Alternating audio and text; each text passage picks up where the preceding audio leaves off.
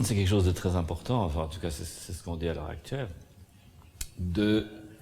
d'anticiper les étapes, de préparer les proches.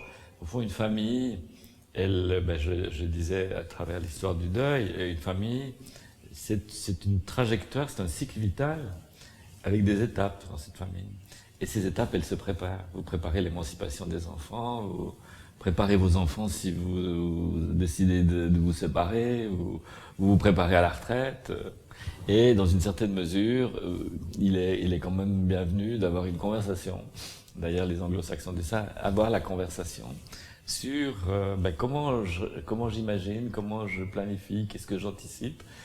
D'ailleurs, c'est souvent ce qu'on dit quand il faut préparer la mort de quelqu'un. Est-ce que on peut se réunir, est-ce qu'on peut parler.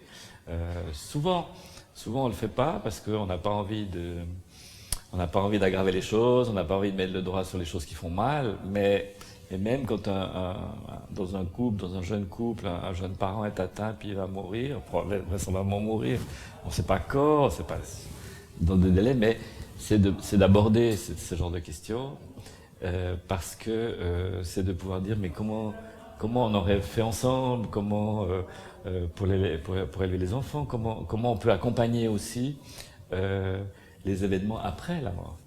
Ça permet aussi aux survivants d'éviter, la souffrance va rester, mais d'éviter des deuils pathologiques. Ça permet d'être accompagné finalement par la mémoire du mort dans quelque chose, sans que ça soit contraignant évidemment, mais un indicateur. C'est une manière de transmettre.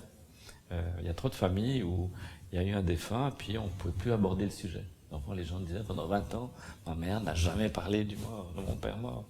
Et je pense qu'à l'heure actuelle, cette histoire de mémoire, cette histoire de transmission, cette histoire d'héritage symbolique est extrêmement importante. Donc il faut se préparer, mais il faut se préparer plus banalement à... Il y a trop de gens qui arrivent à la mort et on ne sait pas comment ils auraient voulu... Heureusement, les pompes funèbres sont là pour dire ça, c'est peut-être pas dans la prévoyance funèbre, c'est peut-être pas une bonne idée, vous allez mettre en difficulté, c'est trop compliqué.